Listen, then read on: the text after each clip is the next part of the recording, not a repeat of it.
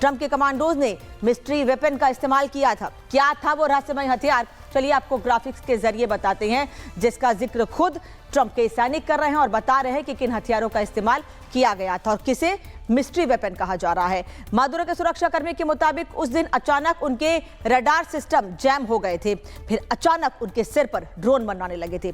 इसके बाद मादुरो के बंगले के ऊपर हेलीकॉप्टर्स ने शोर मचाना शुरू कर दिया और हेलीकॉप्टर एक साथ उनकी तरफ बढ़ रहे थे।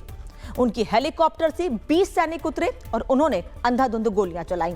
मादुरो के सुरक्षाकर्मी के मुताबिक हर सैनिक 1 मिनट में कम से कम 300 गोलियां दाग रहा था, मतलब गोलियों का तूफान था। इसके बाद अमेरिकी सैनिकों ने एक अलग तरह की डिवाइस एक्टिवेट की, जिससे बहुत तेज आवाज हुई। इसके असर से मादुरो के कई गार्ड जमीन पर गिर पड़े, उनका सिर फटने लगा, उनमें से कई लोगों को खून की उल्टियां भी होने लगी। इससे वो सैनिक काफी देर तक जमीन से उठ ही नहीं पाए और अमेरिकी फोर्स मादुरो को पकड़कर उनके सामने से, वहां से यानी वेनेजुएला से, उनके घर से लेकर उड़ी।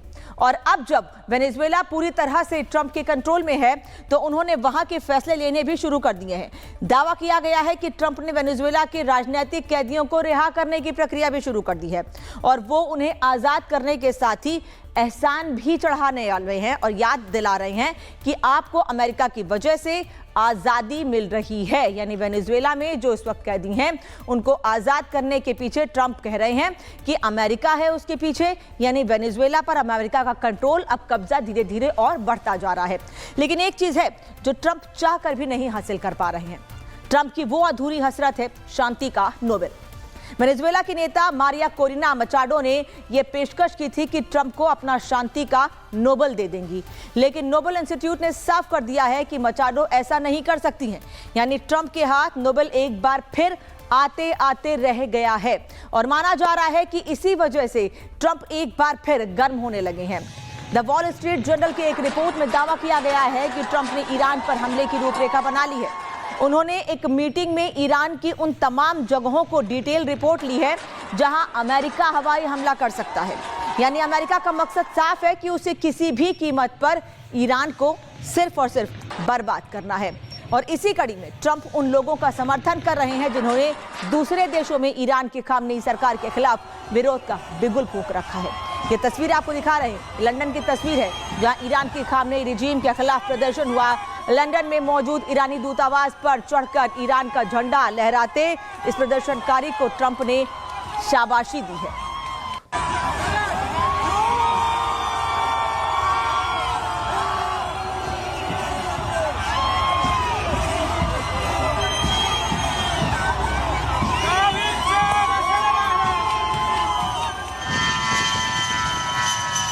और इन सब के जरिए अमेरिका माइंड गेम खेलने में लगा हुआ है।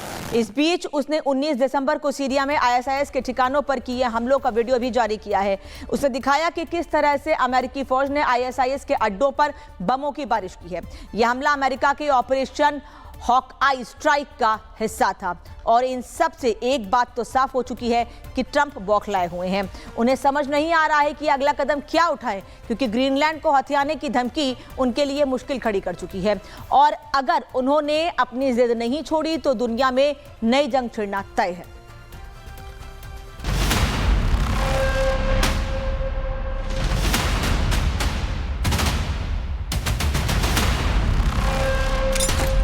ट्रंप की सनक ने अमेरिका को ऐसे मुहाने पर लाकर खड़ा कर दिया है कि अमेरिका पर किसी भी वक्त हमला हो सकता है। ये मुसीबत ट्रंप ने खुद मोल ली है और इसकी वजह है ट्रंप की विस्तारवादी सोच, जो वेनेजुएला के बाद अब ग्रीनलैंड को भी हथियाने का मंसूबा पाले बैठी है। अमेरिका के राष्ट्रपति की दूसरे देशों पर कब्जे की मंशा खत्म होने का नाम ही नहीं ले रही। We are going to do something on Greenland, whether they like it or not. Because if we don't do it, Russia or China will take over Greenland, and we're not going to have Russia or China as a neighbor. इस एक मुद्दे पर NATO में ही दो फाड़ much चुकी है। France, Germany, Britain और पोलैंड जैसे देशों ने भी दो टूक कह दिया कि अगर अमेरिका ने डेनमार्क की तरफ आंख उठाकर भी देखा तो बात बिगड़ जाएगी, क्योंकि नेटो का उसूल है कि एक सदस्य देश पर हमला मतलब सब पर हमला, फिर चाहे नेटो को अमेरिका से ही क्यों न लड़ना पड़े। यूरोप के देशों का एक डर यह भी है कि लैटिन अमेरिकी देशों के बाद ट्रंप कल को यूरोपीय देशों पर भी नजरें गड़ा सकते हैं। ऐसे में उनकी सुरक्षा के लिए जरूरी है कि पूरा यूरोप एकजुट हो और फिलहाल वही हो रहा है।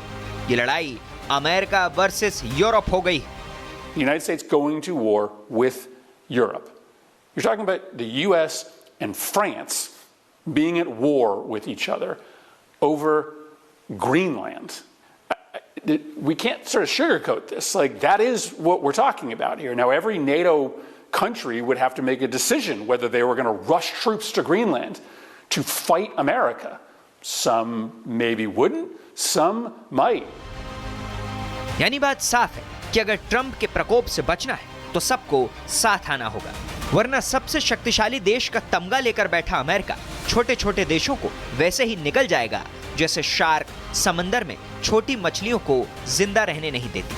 ट्रंप भले ही ये राग अलापे कि वो ग्रीनलैंड को चीन और रूस से बचाना चाहते हैं, लेकिन दुनिया जानती है कि उनका मकसद ग्रीनलैंड को हड़पना, जो अमेरिका करीब 150 सालों से करना चाहता है। ट्रंप चाहते हैं कि वो उस अधूरे काम को अंजाम देकर अमेरिका के इतिहास में अमर हो जाए, लेकिन उनके इस मिशन ग्रीनलैंड के आड़े अब उन्हीं की सबसे बड़ी ताकत यानी नेटो आ गया है, जो आसानी से ट्रंप को उनके मंसूबों में कामयाब होने नहीं देगा। Bureau report, Republic Bharat. Trump के कमांडोज ने मिस्ट्री वेपन का इस्तेमाल किया था। क्या था वो रहस्यमय हथियार? चलिए आपको ग्राफिक्स के जरिए बताते हैं, जिसका जिक्र खुद ट्रंप के सैनिक कर रहे हैं और बता रहे हैं कि किन हथियारों का इस्तेमाल किया गया था और किसे मिस्ट्री वेपन कहा जा रहा है। मादुरो के सुरक्षाकर्मी के मुताबिक उस दिन अचानक उनके रडार सिस्टम जैम हो गए थे, फिर अचानक उनके सिर पर ड्रोन मंडराने लगे थे। इसके बाद मादुरो के बंगले के ऊपर हेलीकॉप्टर्स ने शोर मचाना शुरू कर दिया और हेलीकॉप्टर एक साथ उनकी तरफ बढ़ रहे थे। उनकी हेलीकॉप्टर से 20 सैनिक उतरे और उन्होंने अंधाधुंध गोलियां चलाई। मादुरो के सुरक्षाकर्मी के मुताबिक हर सैनिक 1 मिनट में कम से कम 300 गोलियां दाग रहा था, मतलब गोलियों का तूफान था। इसके बाद अमेरिकी सैनिकों ने एक अलग तरह की डिवाइस एक्टिवेट की, जिससे बहुत तेज आवाज हुई। इसके असर से मादुरो के कई गार्ड जमीन पर गिर पड़े, उनका सिर फटने लगा, उनमें से कई लोगों को खून की उल्टियां भी होने लगी। इससे वो सैनिक काफी देर तक जमीन से उठ ही नहीं पाए और अमेरिकी फोर्स मादुरो को पकड़कर उनके सामने से, वहां से यानी वेनेजुएला से, उनके घर से लेकर उड़ी। और अब जब वेनेजुएला पूरी तरह से ट्रंप के कंट्रोल में है, तो उन्होंने वहां के फैसले लेने भी शुरू कर दिए हैं। दावा किया गया है कि ट्रंप ने वेनेजुएला के राजनीतिक कैदियों को रिहा करने की प्रक्रिया भी शुरू कर दी है और वो उन्हें आजाद करने के साथ ही एहसान भी चढ़ाने वाले हैं और याद दिला रहे हैं कि आपको अमेरिका की वजह से आजादी मिल रही है। यानी वेनेजुएला में जो इस वक्त कैदी हैं, उनको आजाद करने के पीछे ट्रंप कह रहे हैं कि अमेरिका है उसके पीछे, यानी वेनेजुएला पर अमेरिका का कंट्रोल, अब कब्जा धीरे धीरे और बढ़ता जा रहा है। लेकिन एक चीज है जो ट्रंप चाहकर भी नहीं हासिल कर पा रहे हैं।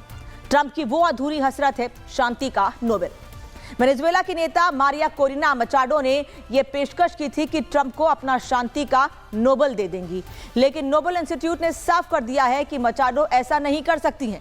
यानी ट्रंप के हाथ नोबेल एक बार फिर आते आते रह गया है और माना जा रहा है कि इसी वजह से ट्रंप एक बार फिर गर्म होने लगे हैं। द वॉल स्ट्रीट जर्नल की एक रिपोर्ट में दावा किया गया है कि ट्रंप ने ईरान पर हमले की रूपरेखा बना ली है। उन्होंने एक मीटिंग में ईरान की उन तमाम जगहों को डिटेल रिपोर्ट ली है जहां अमेरिका हवाई हमला कर सकता है। यानी अमेरिका का मकसद साफ है कि उसे किसी भी कीमत पर ईरान को सिर्फ और सिर्फ बर्बाद करना है। और इसी कड़ी में ट्रंप उन लोगों का समर्थन कर रहे हैं जिन्होंने दूसरे देशों में ईरान की खामनेई सरकार के खिलाफ विरोध का बिगुल फूंक रखा है। ये तस्वीर आपको दिखा रहे हैं, लंदन की तस्वीर है जहां ईरान की खामनेई रिजीम के खिलाफ प्रदर्शन हुआ। लंदन में मौजूद ईरानी दूतावास पर चढ़कर ईरान का झंडा लहराते इस प्रदर्शनकारी को ट्रंप ने शाबाशी दी है।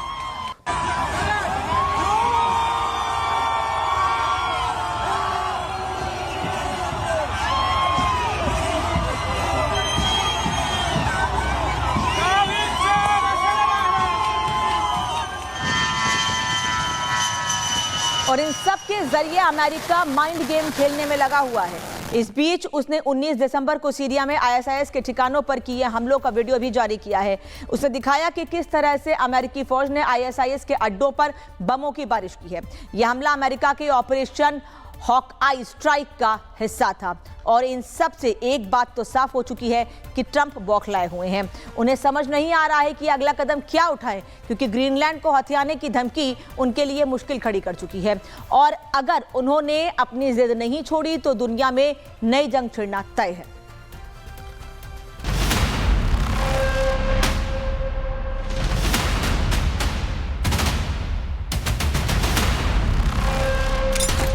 ट्रंप की सनक ने अमेरिका को ऐसे मुहाने पर लाकर खड़ा कर दिया है कि अमेरिका पर किसी भी वक्त हमला हो सकता है। ये मुसीबत ट्रंप ने खुद मोल ली है और इसकी वजह है ट्रंप की विस्तारवादी सोच, जो वेनेजुएला के बाद अब ग्रीनलैंड को भी हथियाने का मंसूबा पाले बैठी है। अमेरिका के राष्ट्रपति की दूसरे देशों पर कब्जे की मंशा खत्म होने का नाम ही नहीं ले रही। We are going to do something on Greenland, whether they like it or not. Because if we don't do it, Russia or China will take over Greenland, and we're not going to have Russia or China as a neighbor. इस एक मुद्दे पर NATO में ही दो फाड़ much चुकी है। France, Germany, Britain और पोलैंड जैसे देशों ने भी दो टूक कह दिया कि अगर अमेरिका ने डेनमार्क की तरफ आंख उठाकर भी देखा तो बात बिगड़ जाएगी, क्योंकि नेटो का उसूल है कि एक सदस्य देश पर हमला मतलब सब पर हमला, फिर चाहे नेटो को अमेरिका से ही क्यों न लड़ना पड़े। यूरोप के देशों का एक डर यह भी है कि लैटिन अमेरिकी देशों के बाद ट्रंप कल को यूरोपीय देशों पर भी नजरें गड़ा सकते हैं। ऐसे में उनकी सुरक्षा के लिए जरूरी है कि पूरा यूरोप एकजुट हो, और फिलहाल वही हो रहा है।